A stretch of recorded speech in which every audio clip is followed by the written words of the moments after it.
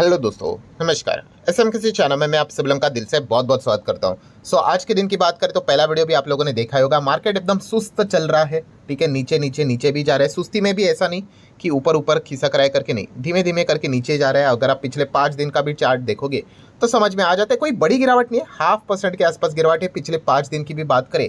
But yes, energy बिल्कुल भी नजर नहीं आ रही है। और इसके पीछे का रीजन भी मैंने आपको बताया कि मार्केट को चाहिए कोई ना कोई रीजन, कोई ना कोई डेटा जिसको पकड़कर वो रिएक्ट करे, इधर अच्छा या फिर बुरा। अगर कोई डेटा अगर अच्छा आता है तो एकदम एक्सट्रीम तेजी देखने को मिल जाती है, खराब आता है तो एक्सट्रीम गिरावट।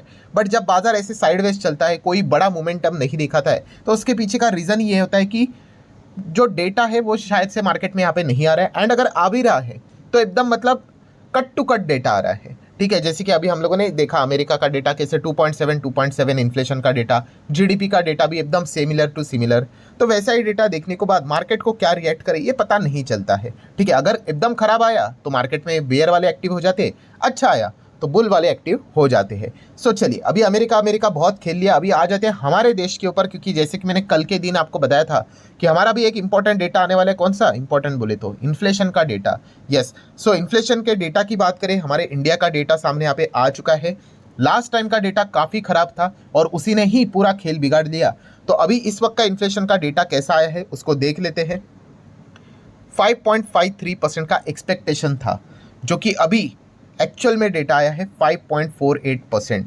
अच्छा आया कि बुरा है? डेफिनेटली अच्छा आया है। ऑब्वियसली दो अच्छी चीज़ें देखने को मिले, उसमें से अच्छी चीज़ एक है कि 6% का जो लेवल है उसके नीचे चला गया, ठीक है। जो मैक्सिमम टॉलरेंस लेवल बोला जाता है 4+2 -2 का फॉर्मूला चलता है। आई नो काफ़ी लोग कहेंगे अरे सर 4+2 -2 एक्चुअल में थोड़ी ना ऐसा इन्फ्लेशन है। देखिए, जो चीज़ें रहती है पैरामीटर के हिसाब से उसको इसी वे से यहाँ पे बोला जाता है। एक्चुअल इन्फ्लेशन तो भाई काफ़ी हायर लेवल का है, उसमें तो आपको पता है मेडिकल भी आ गया, एजुकेशन भी आ गया, ठीक है। इसको तो हम काउंट ही नहीं करते। बट एनीवेज 4+2 -2 का फॉर्मूले के हिसाब से देखें तो 6% के बाहर इन्फ्लेशन नहीं रहना चाहिए, जो कि लास्ट टाइम हम लोगों को देखने को यहाँ पे मिला था। बट इस वक्त की बात करें, अच्छा पॉइंट क्या है कि 6% के नीचे चला गया, 5.5% के भी नीचे चला गया, तो ये एक अच्छी बात है। एंड सेकेंड मोस्ट इंपॉर्टेंट अच्छी पॉइंट कि अनुमान से बेहतर देखने को मिल गया। ये दो अच्छी चीज़ें हम लोग को देखने को यहाँ पे मिल चुकी है। तो आप चेक कर सकते हो इन्फ्लेशन का जो डेटा है, ठीक है। मतलब काफ़ी समय से खराब डेटा देखने को यहाँ पे मिल रहा था। मतलब अगस्त मंथ में हम कह सकते हैं कि जो जुलाई, ऑब्वियसली जुलाई मंथ खत्म हो जाएगा तो अगस्त में डेटा आएगा। तो अगस्त मंथ में जो डेटा देखने को मिला था तो हम लोग थोड़ी बहुत मुस्कुरा रहे थे, उसके बाद तो रो ही रहे थे। क्यों? क्योंकि 3.5 का इन्फ्लेशन 3.65 आ गया, सितंबर में भी खराब। 5 का इन्फ्लेशन 5.5 आ गया, अक्टूबर भी खराब। नवंबर में तो हद ही पार कर दी, 5.81 का इन्फ्लेशन 6.25% आ गया, ठीक है। जैसे मैंने कहा, इसी ने पूरी बैंड बजा दी। बिकॉज इस इन्फ्लेशन के चलते क्या हो गया, आरबीआई ने भी अपना जो रेट कट का फैसला है वो भी कैंसिल कर दिया। थोड़ा सा मरम पट्टी लगाने के लिए सीआरआर कट कर दिया, पर उससे कुछ ज़्यादा होना जाना है नहीं। तो फाइनली हम कह सकते हैं अगस्त मंथ के बाद, अगस्त के बाद हम कह सकते हैं सितंबर, अक्टूबर, नवंबर, दिसंबर, लगभग 4 महीने के बाद, 3 से 4 महीने के बाद थोड़ा सा अच्छा डेटा देखने को आप मिल चुका है। 5.53 से 5.48 आया है। तो डेफिनेटली इस चीज़ को आप लोग थम्स अप दे सकते हो। क्या इसका अर्थ है कि मार्केट जोरदार कल से ही भागना स्टार्ट करेगा? ऐसा नहीं होता है। मार्केट एवरेज डेटा देखता है, ठीक है। एंड एवरेज के हिसाब से अगर देखा गया तो अभी भी हम कह सकते हैं कि पिछले समय तक का जितना भी परफॉर्मेंस रहा है उसमें हम कह सकते हैं अभी एक बार थोड़ा सा अच्छा डेटा आया है। एंड आरबीआई के प्रेडिक्शन की बात करें तो आरबीआई के प्रेडिक्शन क्वार्टर वाइज होते हैं। अभी ये क्वार्टर कौन सा है? Q3 चल रहा है, बट पूरा कंप्लीट नहीं हुआ है। बिकॉज अक्टूबर, नवंबर एंड दिसंबर ये होते हैं Q3 का डेटा, ठीक है। अभी दिसंबर तो चालू है, दिसंबर का डेटा जनवरी में आएगा, ठीक है। तो उस हिसाब से अगर हम लोग देखें, फिर भी आरबीआई की जो अभी की एमपीसी की मीटिंग हुई थी, क्या फोरकास्टिंग दी थी आरबीआई ने, तो आप देख सकते हैं सेंट्रल बैंक ने, ठीक है, बोला था कि Q3, ठीक है, Q3 में कितना आएगा हमारा इन्फ्लेशन? 5.7। मैं सिर्फ इस एक महीने की बात नहीं कर रहा हूँ, Q3 की बात कर रहा हूँ। 5.7 अभी का जो डेटा आया है वो Q3 का नहीं है, वो सिर्फ नवंबर का डेटा है। Q3 में क्या रहेगा? यस, अक्टूबर, नवंबर, दिसंबर, उसको बोला जाता है Q3। तो चलो थोड़ा इसको कैलकुलेट करके देख ले कि दिसंबर में कितना इन्फ्लेशन निकल कर आना चाहिए, तो फिर हम कह सकते हैं कि आरबीआई के अनुमान के हिसाब से इन चीज़ों को मैच हो सके। तो आप देख सकते हैं 6.21 लिखा हुआ है। थोड़ा सा कैलकुलेटर के ऊपर जंप कर लेते हैं। 6.21 माइनस कर लेता हूँ वापस में, 6.21 प्लस, ओके, वापस आ जाता हूँ पीछे। उसके बाद कौन सा है? 5.48 है। चलो 5.48 पकड़ लिया, इसको टोटल कर ले कितना होता है? 11.69। तो इसको थोड़ा सा आप मेमोरी में डाल दो, 11.69 करके। चलो इसको हटा दिया। आरबीआई कितना बोल रहा है भाई? Q3 में 5.7, चलो 5.7 पकड़ लिया, इसको मल्टीप्लाई बाय करेंगे एवरेज क्वार्टरली मतलब 3, तो मल्टीप्लाई बाय 3 कर लिया, माइनस कितना था मेमोरी वाला 11.69। तो हम कह सकते हैं दोस्तों कि दिसंबर में, ठीक है, मतलब जो जनवरी में डेटा आएगा दिसंबर का वो आना चाहिए 5.41।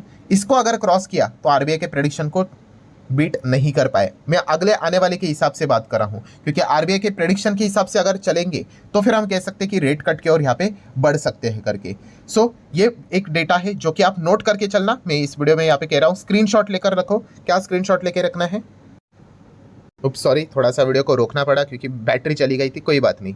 सो कहाँ पे थे हम लोग? तो अगेन यही कहना चाहूँगा, येस दिसंबर में 5.41 आना चाहिए। अगर इससे कम आया तो भाई बहुत अच्छी बात है भाई, इससे ज़्यादा आया तो ठीक है भाई, थोड़ा सा कहेंगे कि खराब डेटा आया करके। मैं दिसंबर की बात कर रहा हूँ, अभी की बात कर लिया, अभी की तो डेटा अच्छा आया, इसमें कोई शक की गुंजाइश है नहीं। देन अगर हम लोग बात करें दोस्तों, तो आप सभी लोगों को पता है कि अभी नेक्स्ट एफओएमसी की मीटिंग कब है।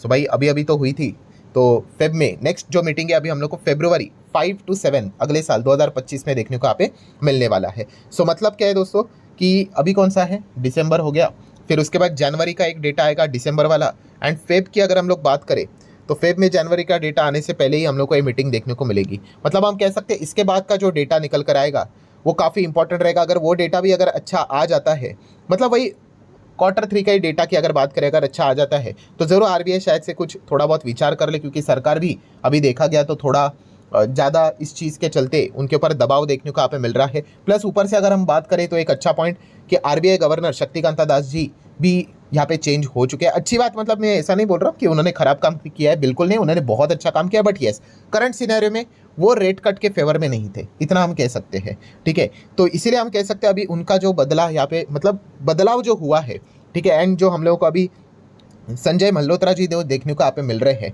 ठीक है। मतलब अगर इन्होंने सिर्फ अकेले इस इंसान ने अगर यहाँ पे सिर्फ रेट कट के लिए यस बोल दिया, ठीक है, तो पूरा रेट कट हो सकता है। क्यों?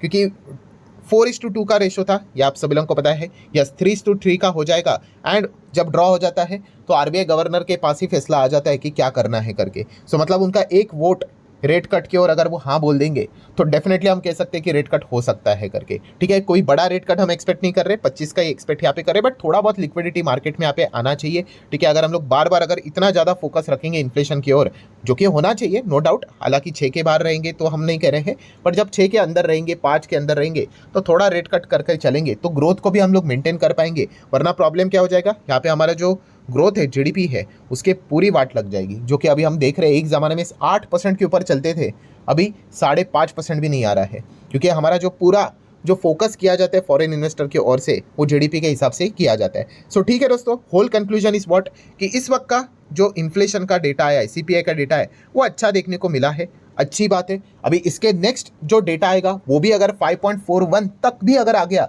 तो भी अच्छा माना जाएगा, एंड उसके बाद जब फेब में एमपीसी की मीटिंग होगी तो फिर आप फिंगर क्रॉस रख सकते हैं, माइट भी पहला रेट कट देखने को मिले कई समय के बाद। सो आशा करता हूं दोस्तों वीडियो हेल्पफुल लगा होगा, चाहो तो लाइक एंड शेयर कर सकते हैं। मिलते हैं नेक्स्ट वीडियो में, तब तक के लिए बाय बाय।